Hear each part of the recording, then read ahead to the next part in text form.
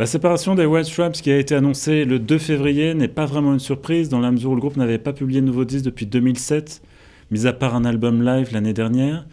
et également n'avait aucun projet annoncé à ses fans depuis un moment. Donc cette annonce officialise la fin du groupe et la fin de leur activité après une période de flottement qui aura duré finalement 2 ou 3 ans.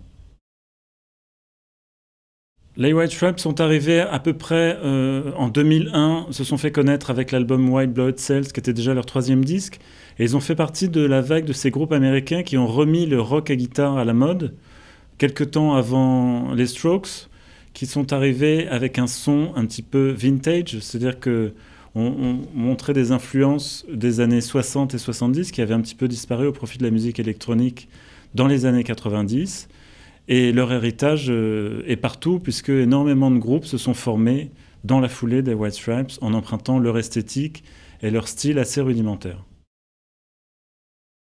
Jack White était de facto le leader du groupe et vraiment la force motrice, puisqu'il écrivait toutes les chansons,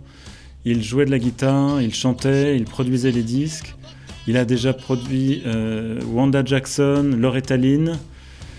Il a formé 2 groupes qui sont les Raconteurs et les Dead Weather. On peut imaginer qu'il va se lancer dans une carrière solo et enfin publier un disque sous son propre nom